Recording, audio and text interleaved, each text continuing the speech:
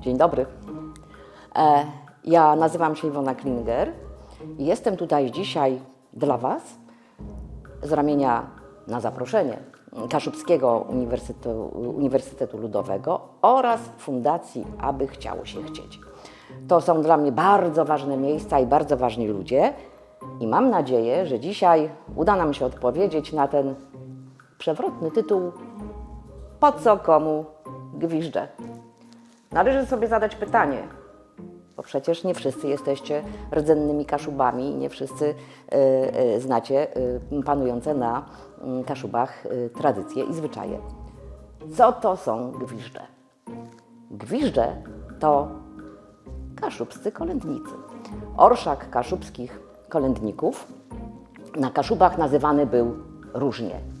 Gwiazdki, gwiazdka, gwiżdże, a w niektórych miejscowościach, szczególnie na Nordzie, czyli na północy Kaszub, nazywano ten orszak paneszkami. Gwiżdż to był taki najważniejszy wśród tych kolędników. Ubrany był w słomiany płaszcz. Tak, upleciony płaszcz ze słomy, było cieplej. To bardzo, bardzo tradycyjne nakrycie, w słomianą czapę.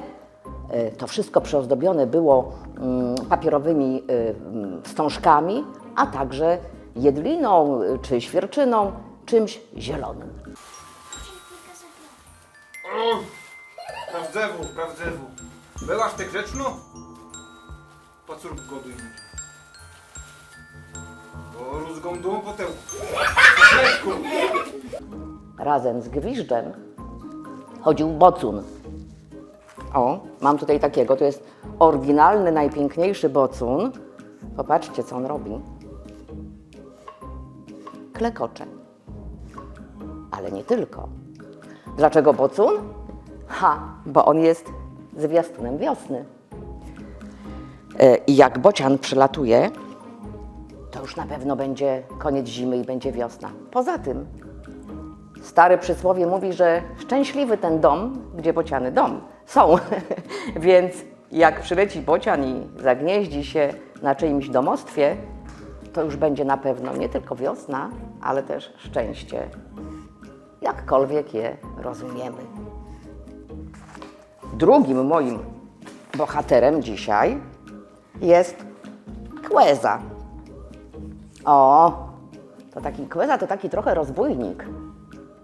Ta oryginalna, najprawdziwsza ma rogi zrobione z faktycznych rogów, czyli jest to część zwierzęcia, kawałek futra, reszta z drewna, trochę jest zjedzony przez korniki, ale tym cenniejszy to eksponat. One faktycznie chodziły jeszcze z 60-70 lat temu po kaszubskich wsiach, a dzisiaj mogę Wam ich przedstawić. Gwiżdże to bardzo, bardzo stary zwyczaj. Skąd się wziął? A przede wszystkim po co? To dłuższa opowieść, więc zamieniajcie się w słuch, zróbcie sobie herbatę. Mam nadzieję, że już czeka.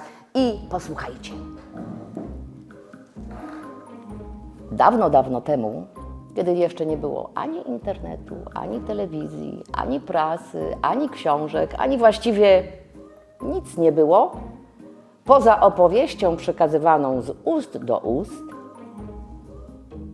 ludzie bardzo bali się niedostatku. Ta podstawa egzystencji, poczucie bezpieczeństwa, w momencie, kiedy Ziemia chyliła się ku zimie, była bardzo niebezpieczna. To wielki strach.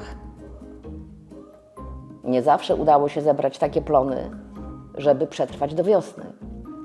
Nie zawsze udało się zebrać tyle opału, zabezpieczyć własne zwierzęta na zimę, że ten strach w ludziach był przeogromny. A wiedza? No cóż, wiedziano tylko tyle, że jest zimno, bo przychodzi zima. I zawsze gdzieś z tyłu głowy kłuł się taki niepokój, strach. A co będzie, jeżeli będzie ta długa zima, wyjątkowo długa w tym roku? A co będzie, jeżeli nie starczy nam pożywienia? A co będzie, jeśli ziemia nie przychyli się ku wiośnie? Ten odwieczny strach o byt powodował, że człowiek potrzebował jakoś wspomóc. Wspomóc ziemię, matkę naturę i swoim działaniem spowodować, żeby, no można to tak powiedzieć, zaczarować, zakląć, w magiczny sposób spowodować, żeby jednak ta wiosna przyszła. To magiczne myślenie jest w nas do dzisiaj. Magiczne myślenie, czyli taki sposób myślenia, że muszę coś zrobić, żeby stało się tak, jak ja chcę. Do dzisiaj chwytamy się za guzik, żeby przyszło szczęście i powodzenie, kiedy spotkamy kominiarza. Kiedy tak pomyślimy sobie głębiej, to jest to tylko magiczne myślenie, bo przecież nikt nie wierzy, że złapanie się za guzik, szczególnie w czasach, kiedy wszystko jest na rzepy i na błyskawiczne zamki, przyniesie nam szczęście. Wierzymy w magię cyfr, w niepowodzenie trzynastki, a jak tak się zagłębimy w siebie głębiej, to w każdym domu jest takie magiczne myślenie, że muszę coś zrobić, żeby stało się tak, jak ja sobie życzę. Takie gwiżdże były właśnie takim myśleniem życzeniowym. Korowód, takim magicznym, korowód tych postaci chodził sobie od domu do domu, od ludzi do ludzi i przyjmowanie tego korowodu było taką gwarancją, że ziemia ruszy ku wiośnie. Dlaczego o tym mówię? Dlatego, że do dzisiaj te gwiżdże są na Kaszubach popularne, ale to sprawa jakby rekonstrukcji obyczaju i za chwilę Wam o tym opowiem. Na Kaszubach wśród korowodu gwiżdży były różne postacie, czasami bardzo lokalne. W tej wiosce był na przykład wielbłąd, a w innej niedźwiedź. W jednej była wiewiórka, a w drugiej na przykład pies. Któż tym się zajmował? Wyobraźcie sobie, że któż inny, jak nie młodzi chłopcy, kiedy wszystko już było zebrane i ta zima przychodziła szybkimi krokami, nie było już przecież roboty w polu. Oczywiście była młódzka, było oporządzanie zwierząt, ale młodzi mężczyźni zawsze mieli czas na to, żeby trochę pobzikować. Zbierali się gdzieś tam za wsią i przygotowywali korowód. Dzielili się rolami i sami przygotowywali rekwizyty, kostiumy i postacie. Uczyli się wierszyków, które też sami wymyślali. Ustalali trasę korowodu, do kogo pójdą, do kogo warto, do kogo trochę mniej warto, a czekał każdy gospodarz. Wyobraźcie sobie, że w tych korowodach brali udział tylko i wyłącznie kawalerowie. Dlaczego oni? No dlatego, że oni mieli chyba najwięcej czasu i nie musieli poświęcać go dla rodziny. Na pewno nie jeden dostał burę od mamy, że za długo przepada na te zimowe wieczory. No ale cóż, taka już jest natura młodych ludzi, że oni potrzebują być we własnym towarzystwie, potrzebują coś zrobić. Mamy też świadomość, że to działanie miało nie tylko magiczne znaczenie, ale było też formą spędzenia czasu. To była forma towarzyska. Młodzi chłopcy zawsze potrzebują takiej grupy i takiego męskiego wsparcia. A poza tym był to też czas na to, żeby się spotykać. Natura mieszkania na wsi polega też na tym, wiem to z doświadczenia, że jeden gospodarz od drugiego mieszka dosyć daleko i kiedy jest potrzeba pracy w polu czy w gospodarstwie, nie ma czasu na to, żeby się spotykać. Więc nawet wyjście do kościoła, czy na jarmark, czy na odpust było takim spotkaniem towarzyskim. No więc tak, chłopcy już zrobili sobie te kostiumy, zrobili sobie rekwizyty, oczywiście z tego, co mieli. Musimy mieć świadomość, że nie były to wielkie przedsięwzięcia scenograficzne, nie były to żadne wielkie zakupy, po prostu z tego, co było. Z kawałka drewna, bocian na przykład zrobiony jest, wyobraźcie sobie, z drewna, które jest okręcone szmatą. To jest płótno, to jest po prostu kawał starej szmaty, który jest pomalowany farbą. I w ten sposób usztywniony ma piękny kształt. Kłeza, tak jak mówiłam, ma tutaj naturalne rogi, kawałek futra, oczy jakieś, Bóg wie z czego, to chyba jakieś szkiełka, ale każdy chłopak właściwie miał takie przedmioty w domu i nie trzeba było jechać do miasta, żeby cokolwiek kupić. Więc mają chłopcy już przygotowane rekwizyty i uwaga, udają się w korowód gwiszczy. Na początku idzie gwiszcz. Za nim może iść bocun, kłeza, śmierć, anioł, diacheł, zwany na Kaszubach purtkiem. Na czym to polegało? No, przede wszystkim na tym, żeby złożyć życzenia. Gospodarze czekali na te odwiedziny nie tylko dlatego, żeby w magiczny sposób ruszyć ziemię do przodu, żeby w magiczny sposób zabezpieczyć sobie ten dobrobyt i na ten czas oczekiwania wiosny zabezpieczyć sobie ciepło, pożywienie i rozrywkę, ale to też czas na, nazwijmy to wprost, na spotkania towarzyskie, na takie karnawałowe zabawy, na takie szaleństwa, na które nigdy nie było czasu. Wyobraźcie sobie, że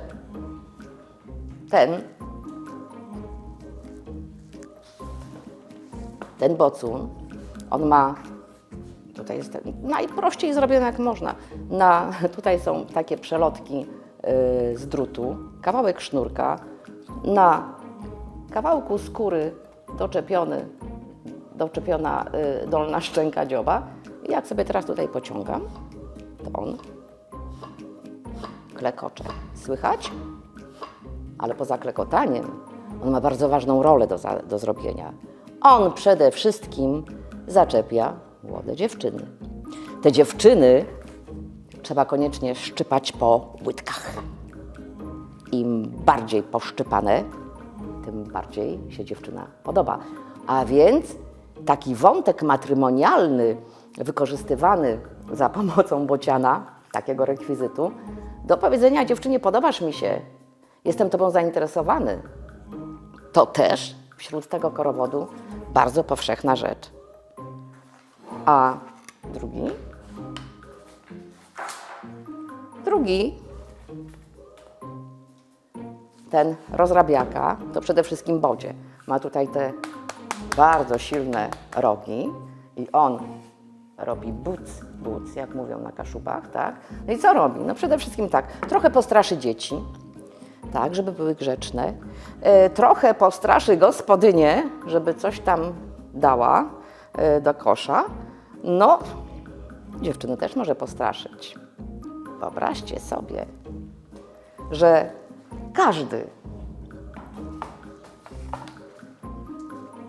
każdy z kolędników miał jakieś zadanie. Jednym z najbardziej rozrabiających był purtk, czyli diacheł, po polsku diabeł. Na Kaszubach purtk to nie jest jakaś strasznie demoniczna osoba. To jest demon, który właściwie jest takim psotnikiem, robi psikusy. A co robi w Korowodzie Gwiżdży, kiedy przyjdzie do gbura, czyli do bogatego gospodarza? On przede wszystkim robi bałagan.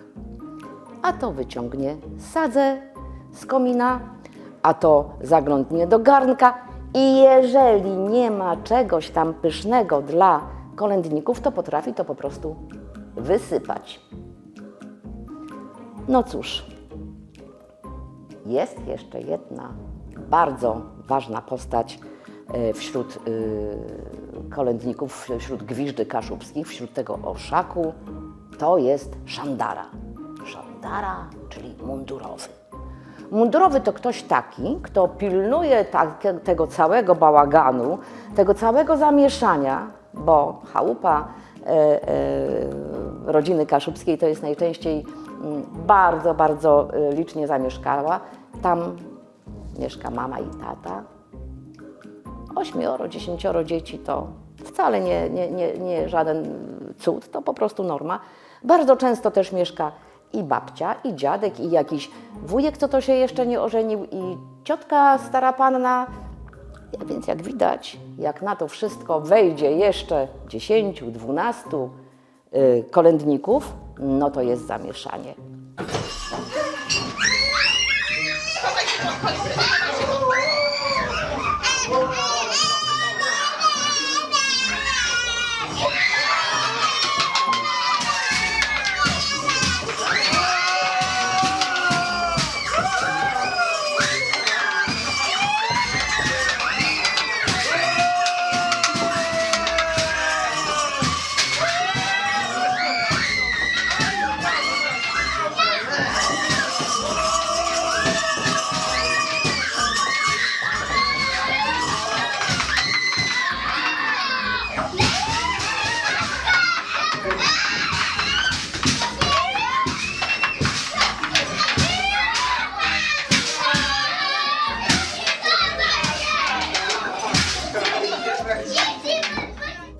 Szandara, czyli mundurowy, to może być ktokolwiek,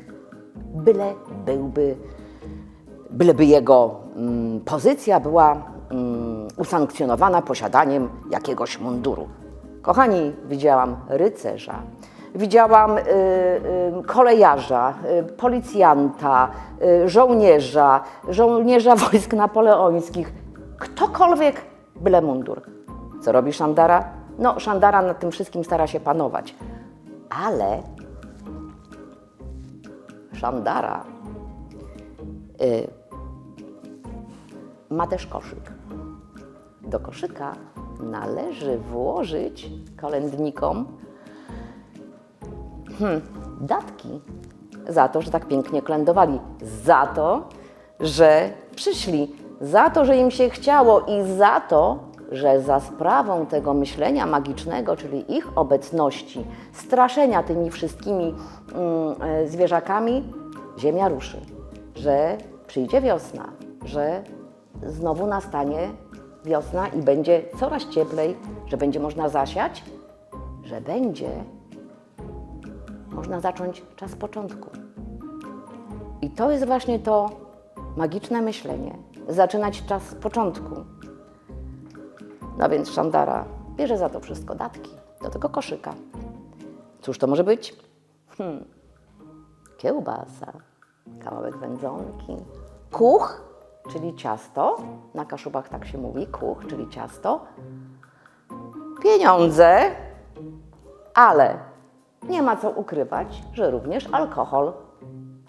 Ja sama kiedyś chodziłam i dostaliśmy flaszeczkę, którą gospodarze nazywali, a tam w koszyczku macie Jezuska, uważajcie, żeby się nie potłukł.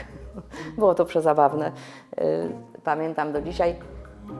I teraz, kiedy oni otrzymują ten alkohol, to wiadomo, że sobie po drodze coś tam wypiją, bo przecież do następnego gospodarza a wioski kaszubskie często są bardzo, bardzo rozległe, jest daleko. A więc chłopaki mają też czas towarzyski taki tylko dla siebie. Mamy też takie do dzisiaj na Kaszubach przekonanie, że każdy z gwiżdży, z kolędników, który przychodzi i składa życzenia, wnosi do domu życzenie pomyślności. To magiczne życzenie do czasu powrotu, tak? Żeby zaczynać od początku. Zaczynamy wiosnę, a więc znowu będzie lepiej, tak? Przeżyliśmy tą zimę. Dzisiaj nikt właściwie już nie wpuszcza gwiżdży do domów. No cóż, mamy piękne, błyszczące podłogi, dywany, mamy kanapy, mamy, nie daj Boże, żeby ktoś choinkę przewrócił. Więc na Kaszubach najczęściej gospodarze witają gwiżdży, a to w wysprzątanym i przygotowanym garażu, gdzie jest stół, gdzie jest poczęstunek, gdzie oczywiście czekają na gwiżdży podziękowania w postaci czy pieniążków, czy alkoholu, czy tej kiełbasy i kucha i pieniędzy. Ale jest to zazwyczaj tak zorganizowane, żeby po wizycie gwiżdży nie było sprzątania przez 3 dni. Był taki okres, kiedy gwiżdże przestały chodzić na Kaszubach lub bardzo mało. Dlaczego? Okres powojenny nie sprzyja. Przede wszystkim nacjonalizacja gospodarstw wiejskich, tak zwane rozkułaczenie. Każdy większy gospodarz został w większości pozbawiony ziemi.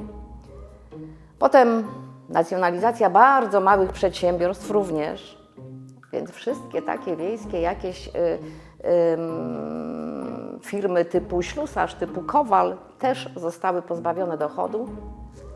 Chłopcy więc ruszyli do miasta. Tuż obok budowały się stocznie, porty, było tyle rzeczy do zrobienia po wojnie, tyle rzeczy do odbudowania, a co dużo mówić, wzywało nowe. Chłopcy bardzo chętnie szli do pracy, gdzie dostawali pieniądze. Byli więc samodzielni i niezależni. Zwyczaj zaczął umierać. Ale pojawiła się taka osoba, pani Irena Kulwikowska, która chyba ze 30 lat zajmowała się tymi gwiżdżami. Zaczęła ten zwyczaj wskrzeszać w szkołach, we wsiach, w różnego rodzaju instytucjach typu domy kultury, koła gospodyń wiejskich, różnego rodzaju stowarzyszenia, ale też osoby prywatne. To dzięki niej, muszę Wam się pochwalić, gwiżdże zostały wpisane na Światową Listę Niematerialnego Dziedzictwa Kultury. Co się zmieniło? Dzisiaj chodzą wszyscy. Kobiety, dzieci, emeryci, właściwie każdy, kto ma ochotę. Zapraszam też Was, żebyście sobie troszeczkę pochodzili. Możecie przecież zrobić bociana z czegokolwiek. On nie musi wyglądać tak, jak ten zabytkowy. On może być zrobiony z tektury, z plastikowej butelki. To się pewnie da. Ja myślę, że pomysłów jest całe mnóstwo, ale zanim pójdziecie z tymi gwiżdżami, to pamiętajcie, musicie chodzić i głosić tą dobrą nowinę, że co prawda jest zima, jest ponuro, szaro, obrzydliwie, ale przyjdzie wiosna, przyleci bocun, a kłeza urodzi 2 koźlątka. To też jest dobry prognostyk na wiosnę. Ja jeszcze chciałam Wam opowiedzieć o tym, że zanim zaczniecie chodzić z gwiżdżami, pomyślcie też o choince. Ona ma bardzo późny rodowód na Kaszubach, ale wszystko, co tam wieszamy, to też jest bardzo ważne. Ja proponuję Wam dzisiaj odwiecznie wieszane na Kaszubach orzechy. Dlaczego orzechy? No, jak taki orzech przekroić, to w środku ma, no jest twardy, przede wszystkim jest twardy, tak? Mocny, twardy, ale w środku ma taką, to nasionko, które tak bardzo przypomina mózg. Wyobraźcie sobie, że taki orzech wieszali kiedyś na choinkach, a jeszcze wcześniej na snopach, które były pełnych ziarna, które były w chałupach, które potem wynoszono do sadu, wieszali mężczyźni. Jest taki sposób, bo to właśnie zawsze jest ten problem, jak taki orzech powiesić. Wystarczy kawałek drutu albo wykałaczka, cokolwiek. I jak się dobrze przypatrzycie, to każdy orzech ma dwie strony. Tutaj rósł do dołu, a tutaj była gałązka, tak? O, więc tutaj, gdzie była ta gałązka, wciskam taki drucik. Zrobiłam sobie taką pęteleczkę, z druciku sobie wciskam. I teraz sobie ucinam kawałek sznureczka. Możecie to na pięknej wstążeczce. Jak pomysłów, ja tu tylko tak jakby technicznie pokazuję, tak? O, zawiązuję sobie tutaj supełeczek. Teraz najprościej. Przewlekam sobie przez to oczko i zaciągam. I z dedykacją dla wszystkich panów, wieszajcie te orzechy, bądźcie mądrzy, nieugięci, bądźcie przekonani, że będzie lepiej, że warto chodzić z gwiżdżami. Można go też pozłocić. To wtedy już nie dosyć, że będzie się takim prawdziwym, mądrym facetem, to pewnie jeszcze bogatym. Można tak interpretować. A dla pań, ja tutaj przyniosłam jabłka z mojego sadu. No i wyobraźcie sobie, że te jabłka to wieszały przede wszystkim dziewczyny. Takie jabłko wypucowane, wypolerowane, bardzo często pokryte smalcem, żeby się pięknie świeciło, wieszały dziewczyny. I to, cóż to miało symbolizować? Zdrowie i urodę. I mamy tutaj taki piękny symbol. No to moje, prawdę mówiąc, ale to chyba z tytułu wieku mojego jest takie, no niespecjalnie urodziwe, co mi absolutnie nie przeszkadza, natomiast jest na pewno zdrowe. Więc takimi dwoma symbolami chciałabym Was zaprosić do chodzenia z gwiżdżami, a Wy sobie sami odpowiedzcie na pytanie, po co komu gwiżdże? Bo ja jestem przekonana, że każdemu z nas, mnie, Tobie, sąsiadowi, warto pochodzić, warto zobaczyć, warto też spotkać się razem, odnowić tą tradycję, powygłupiać się, pokolędować, pośpiewać, pojeść, pocieszyć się, a przy okazji też powspominać dawne zwyczaje, dawne takie zwyczaje też sąsiedzkie, niekoniecznie kolędnicze, ale po prostu odwiedzanie się w czasie świąt, w czasie karnawału. Ja myślę, że to wszystkim dobrze zrobi, ponieważ zawsze gwiżdże chodziły, a im trudniejsze czasy, im bardziej niepewne, im takie nieprzychylne, tym większa potrzeba takiego myślenia magicznego i przekonania, że muszę coś zrobić, żeby tak się stało.